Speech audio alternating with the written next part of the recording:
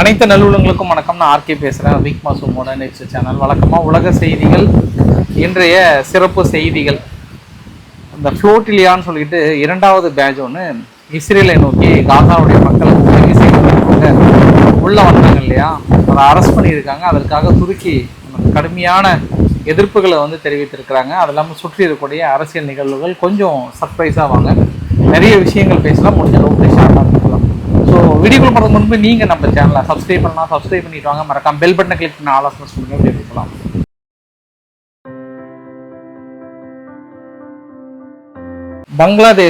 பங்களாதேஷில் ஒரு 2 எருமை மாடுகள் பயங்கர ஃபேமஸாங்க. நீங்கள் பாருங்களேன், ஒரு எருமை மாடு பேர் நெதன்யாஹூ அப்படின்னு வச்சுட்டாங்களாம், இன்னொரு எருமை மாடு ட்ரம்ப் அப்படின்னு வச்சுருக்காங்களாம். பார்க்கறதுக்கு அதே மாதிரி தான் உருவம் தோற்றம் இருக்குன்னு சொல்கிறாங்க. பட் உங்களுக்கு அது மாதிரி தோணுதா, இல்லை பங்களாதேஷ் இப்படி நக்கல் பண்ணி இப்படி வளர்த்திருக்காங்களா? ஆனால் சமூக ஊடகங்களில் இந்த மாதிரி ட்ரம்ப்புடைய முகத்தோற்றம் இருக்கிற அந்த எருமைக்கு பயங்கர டிமாண்டாக இருக்குது அப்படின்ற மாதிரி சொல்லியிருக்காங்க. நெதன்யாஹூ அவர்களுடைய எருமைக்கு மிகப்பெரிய ஒரு டிமாண்டாக இருக்குன்றாங்க. ரைட்டு, இது மாதிரி எருமை மாட்டுக்கு ஒரு தேசிய தலைவரோட வேரை வைத்து அடுத்து என்ன எதிர்ப்பு தெரிவிக்க போகிறாங்கன்னு தெரியல. பட் சமூக ஊடகங்களில் ரொம்ப பரபரப்பாக பேசப்பட்ட விஷயம் ஒன்று. அடுத்து ட்ரம்ப் ஒரு ஷேர் பண்ண இந்த புகைப்படம் தான் ரொம்ப வைரலாக இருக்கக்கூடிய புகைப்படம். நீங்கள் பார்க்குறீங்கல்ல, இந்த புகைப்படத்தை ஷேர் பண்ணுறதுனால என்ன சொல்ல வராங்க? அவர் ஏதோ சும்மா நார்மலாக ஷேர் பண்ணாரான்னு தெரியல. பட் சமூக ஊடகங்கள் என்ன சொல்கிறாங்கன்னா, பாகிஸ்தான்லேருந்து ஒரு படை வருவதாகவும், ஆப்கானிஸ்தான்லேருந்து ஒரு தாக்குதல், துர்க்மெனிஸ்தான்லேருந்து ஒரு அட்டாக் பண்ண போகிறாங்க, கீழிருந்த UAE, ஓமன், சவுதி அரேபியா இதை சுற்றியும் அட்டாக் பண்ண போகிறாங்க அப்படின்னு போட்டிருக்காங்க. கிட்டத்தட்ட எல்லாம் என்ன மாதிரி மெசேஜ் சொல்கிறாங்க அப்படின்னாங்கன்னா, ஈரானை இன்வெர்ட் பண்ணுவதற்காக தான் பயங்கரமாக திட்டம் தீட்டியிருக்காங்கன்ற மாதிரி சொல்கிறாங்க. ஈரானை இன்வெர்ட் பண்ணுறது ஃபுல்லாக உள்ளே இறங்கி தாக்கல் நடத்தி கைப்பற்றுவது என்பது அவ்வளோ எளிதான காரியம்லாம் இல்லை. இவங்க அதற்கான திட்டங்கள்லாம் இப்போது நிலைமைக்கு இருக்காது. சும்மா UAE, சவுதி அரேபியாலாம் தன் பக்கம் வருவாங்களான்றதுக்காக வெயிட் பண்ணிட்டு இருக்காங்க. ஆனால் கூடிய விரைவில் அதற்கான நிறைய ரிசல்ட் எல்லாம் தெரியுது. நம்ம இரவு பதிவில் கொஞ்சம் டீட்டெயிலாகவும் பேசலாம். அதற்கு தான் இன்னைக்கு தெஹ்ரான் தரப்பில் என்ன சொல்லிட்டாங்கன்னா, நாங்களும் ஓமனும் ரொம்ப டீட்டெயிலாக கொஞ்சம் அப்படியே பேசிகிட்டு இருக்கோம், ரொம்ப சீரியஸாக பேசிகிட்டு இருக்கோம். ஏன்னா அந்த ஸ்ட்ரைட் ஆஃப் ஹார்முஸ் பகுதியை எப்படி கட்டுப்பாட்டுள்ள கொண்டு வர்றது, அந்த அமௌண்ட்டை எப்படி ஷேர் செய்யறது. ஏன்னா இன்னிலிருந்து டோல் கிட்டத்தட்ட வசூல் பண்ண ஆரம்பிச்சிட்டாங்க. ஏதோ ஒரு நாளைக்கு 2 கப்பல் 3 கப்பல் தான் போகுது, ஆனால் அதுக்கே டோல் போட ஆரம்பிச்சிட்டாங்க. அதனால் எங்களுக்குள்ள எந்த பிளவெல்லாம் கிடையாது, நாங்களும் ஓமனும் ரொம்ப சீரியஸாக பேசிட்டு தான் இருக்கோன்ற மாதிரி சொல்கிறாங்க. அதே சமயத்தில் துருக்கி தனது கடும் கண்டனத்தை தெரிவித்திருக்கிறது இஸ்ரேலுக்கு. துருக்கி எதனால் தனது கண்டனத்தை தெரிவித்திருக்கின்றால், அந்த ஃப்ளோட்டிலியா ஏற்கனவே ஒரு படகுல ஒரு 50-60 பேர் பக்கம் வந்தாங்க, பிடிச்சாங்க. ஒரு 3 பேர் ஒரு 3 நாள் சிறையில் அடித்தாங்க. அதுக்கப்புறம் நாடு கடத்திட்டாங்க. மறுபடியும் கடுமையான ஒரு எச்சரிக்கைகள் கொடுத்தாங்க. மேலும் ஒரு டீம் புதுசாக கிளம்பி வந்தாங்க. பட் இது துருக்கி பெரிய அளவுக்கு ஹெல்ப் பண்ணாங்க. அவங்க கிளம்பும் போதே சொல்கிறாங்க, இஸ்ரேல் இல்லைப்பா நாங்கள் கண்டிப்பாக பிடிச்சிடுவோம்ன்ற மாதிரி தான் சொன்னாங்க. பட் கேட்கல, இன்னைக்கு பிடிச்சிட்டாங்க, அவங்களையும் பிடிச்சிட்டாங்க. துருக்கி சும்மா கடந்த சிங்கத்தை நீங்கள் தட்டி எழுப்புறீங்க, அப்புறம் என்ன ஆகும் தெரியுமா இஸ்ரேல், நாங்கள் பாட்டு கண்டனம் தெரிவிச்சுட்டு போயிட்டே இருந்துருவோம், கண்டனம் தெரிவிக்காத மாதிரி நடந்துக்கோங்க அப்படின்றாங்க. அதே மீறி இஸ்ரேல் கைது பண்ணாங்கன்னா சரி ஓகே, அந்த கண்டனத்தை போட்ட வேண்டியதான், ஏப்பா அந்த பாட்டின்னு சொல்லுவாங்க, போட்டு போகிற பாயாசத்தை போட்ட வேண்டியதான்ற மாதிரி 2 கண்டனத்தை போட்டு தள்ளிட வேண்டியதான்ற முடிவில் இருப்பாங்கன்னு நினைக்கிறேன் நான். பட் இந்த கான்செப்ட் தொடர்ந்து எதுக்காக அந்த ஃப்ளோட்டிலியாவில் வராங்க, இஸ்ரேலுடைய அனுமதி இல்லாமல் உள்ளே நெருங்க முடியாதுன்னு தெரியும். இதற்காகவே ஒரு ஃபண்டு ஜென்ரேட் பண்ணி அந்த ஃபண்டு வாங்குற டீம் சந்தோஷப்படுத்துறதுக்காகவே இப்படி வராங்களான்ற இன்னொரு ஆங்கிளையும் பார்க்க முடியும். ஏன்னா இதுக்கு பெரிய அளவுக்கு ஃபண்டு ஜென்ரேட் பண்ணுறாங்க. ஃபண்டு ஜென்ரேட் பண்ணி இப்படி வர்ற டீமுங்களுக்கெல்லாம் நீங்கள் போய் அங்கே உதவி பண்ணுங்கன்னு நிறைய கொடுக்குறாங்க. அதன் அடிப்படையில் வராங்களான்ற கோணத்திலையும் இஸ்ரேல் பயங்கரமாக விசாரணை பண்ணிட்டு இருக்காங்க, பார்க்கலாம். பட் இன்னைக்கு நெதன்யாஹூ அவர்களுக்கு ட்ரையல் ஒன்று, லஞ்ச வழக்கு ஒன்று, ட்ரையல் ஒன்று. பட் லாஸ்ட் மினிட்ல டிஃபென்ஸுடைய ரெக்வஸ்ட்னால கேன்சல் பண்ணிட்டாங்க. மேபி டிஃபென்ஸுடைய ரெக்வஸ்ட் கொஞ்சம் ரகசியம் காக்கிற மாதிரி சொல்லப்பட்டிருக்கு.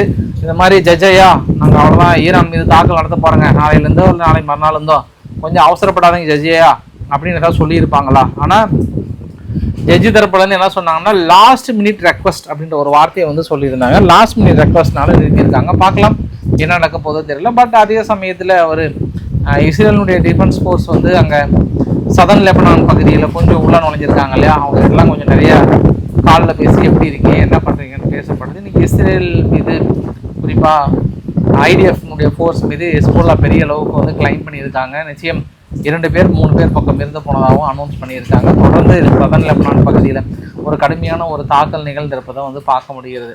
அதே சமயத்தில் தொடர்ந்து மாஸ்கோ மீது அதிகமான தாக்கல் நடத்தப்பட்டதுனால நேற்று ரஷ்யா என்ன பண்ணிட்டாங்க, டினிப்ரோ அப்படின்ற ஒரு ரீஜியன் மீது பெரிய ஒரு தாக்குதலை முன்னெடுத்திருந்தாங்க.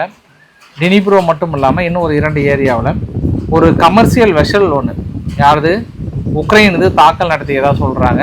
இன்னும் 2 நாள் டைம் கொடுத்துருக்காங்க ரஷ்யா உக்ரைன் மீது மிக கடுமையான ஒரு தாக்குதல் நிகழ்த்த போகிறோன்ற மாதிரி வந்து சொல்லியிருக்காங்க. பட் எந்த அளவுக்குன்னு தெரியல. ஆனால் இந்த தடவை தான் உக்ரைன் காலையிலே சொன்னல, வாங்க வாங்க வாங்க நீங்கள் எங்களை 1 அடி அடிச்சிங்கன்னா நாங்கள் உங்களை 4 அடி அடிப்போம். எங்ககிட்ட இருக்கிற ரிசோர்ஸ் வந்து கம்மி, ஆனால் உங்ககிட்ட இருக்கிற ரிசோர்ஸ் அதிகம், அதனால் நாங்களும் குஷி மோடில் இருக்கிறோம் அப்படின்னு சொல்லியிருக்காங்க. எனக்கு என்னமோ அந்த ஈரான் யுத்தத்தை விட இந்த யுத்தம் வந்து ரொம்ப சீரியஸாக பெறுது. வந்து ஈரானுக்கு உதவாமல் கொஞ்சம் ரஷ்யா அமைதியாக இருந்ததுன்னா கண்டிப்பாக இது கொஞ்சம் பேக் எடுத்துருப்பாங்க. ரஷ்யா வந்து ஈரானுக்கு உதவி பண்ணதுனால இப்போ உக்ரைன்கிட்ட ஆயுதங்களை கொடுத்து அவங்கள கொஞ்சம் நீ என்கேஜாகவே வச்சுக்கோப்பா, நான் இங்கே ஸ்டார்ட் பண்ண எங்களுக்கு யூஸ் ஆகுன்ற மாதிரி மறுபடியும் பழையபடி ஸ்டார்ட் பண்ணிட்டாங்க. அதனால் ஜெலன்ஸ்கி ஒரே ஹாப்பி மோடில் இருக்கிறாரு. அது குறிப்பிடத்தகுந்த விஷயம். ரோஸ்கோஸ்மோஸ் தான் சேட்டலைட் அனுப்பக்கூடிய ரஷ்யாவுடைய ஸ்பேஸ் ஏஜென்சி.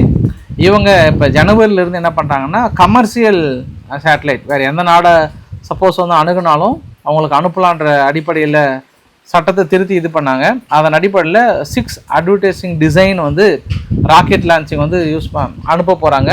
இனி ஏதாவது நாடுகள் வந்து கமர்ஷியல் பர்பஸ் வந்தாங்கன்னா அனுப்புகிறாங்க. ஏற்கனவே கமர்ஷியல் பர்பஸ் வந்து கஜகஸ்தான், அப்புறம் வந்து துர்க்மெனிஸ்தான், ஈரானுடைய ஒரு சில இதெல்லாம் அனுப்பியிருந்தாங்க. பட் அடிஷ்னலாக இன்னும் கொஞ்சம் சேர்த்து அனுப்ப போகிறன்ற மாதிரி வந்து சொல்லியிருக்காங்க. G7 நாடுகள் வந்து ஈரான் மீது கடுமையான பொருளாதார தடைகளும் வார் கிரைம் வந்து மிகப்பெரிய அளவுக்கு பண்ணியிருக்காங்கன்னு சொல்லிட்டு கடுமையான நடவடிக்கைகள் எடுக்க வேண்டும் என்று ஒரு தீர்மானத்தை போட்டிருக்காங்க. இன்டர்நேஷ்னல் மானிட்டரிங் ஃபண்ட் வந்து குரூட் ஆயிலோட விலை $100 மேலே போச்சுன்னா பெரும்பாலான நாடுகள் எனர்ஜி பற்றாக்குறையினால கடுமையான பாதிப்புகளை விளைவிக்கும். இது உலக நாடுகளே ஒரு மந்த தன்மையை உருவாக்கும். எந்த தலைவர் ஜெயிச்சாலும் ஒன்றும் பண்ண முடியாது, பொருளாதாரம் சுணக்கமான ஒரு சூழ்நிலை உருவாகன்னு எச்சரிக்கை கொடுத்துருக்காங்க. இந்த பாண்ட் மார்க்கெட் பத்திரப்பதிவுகள் இருக்கு இல்லையா, பத்திரப்பதிவுகள்ன்றதை விட கடன் பத்திரங்களை வந்து ஒவ்வொரு நாடுகளும் சேல்ஸ் பண்ணுறாங்க இல்லையா, அந்த கடன் பத்திரங்களுடைய வட்டி விகிதம் நாளுக்கு நாள் இந்த குரூட் ஆயிலோட விலையேற்றம், இந்த தாக்கம், போர் பதற்றம்னால வட்டி விகிதம் உயர எல்லா நாடுகளுமே வந்து செலவினங்கள் அதிகமாகிறதுனால இன்னும் மோசமாக பாதிக்கப்படும். இன்டர்நேஷ்னல் மானிட்டரி ஃபண்ட் என்ன சொல்கிறாங்கன்னா, அதனால் கொடுத்த கடன் நம்மளால் வசூல் பண்ண முடியாமல் போச்சு அப்படின்னாலும் எல்லாமே முடங்கி போயிடும். ட்ரம்ப் அவர்களே பார்த்து சூதானமாக சீக்கிரமாக முடிவெடுங்க, எல்லாம் பேச்சுவார்த்தை கொண்டு வாங்க, கொலன்னு இழுக்காதீங்க அப்படின்னு ஒரு அட்வைஸை கொடுத்துருக்காங்கன்ற ஒரு கூடுதல் தகவல்.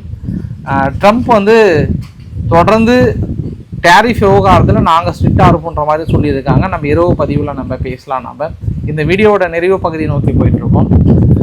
குறிப்பாக 1.70 லட்சம் கோடி வேளாண் பொருட்களை இறக்குமதி பண்ணுறாங்க அமெரிக்கா கிட்டேருந்து. இது ஒரு ஒப்பந்தம் தான், ஏதோ கொஞ்சம் அதிகாரப்பூர்வமாக அனௌன்ஸ் பண்ணியிருக்காங்க. மீதிலாம் கொஞ்சம் டவுட்டாகவே இருந்தது.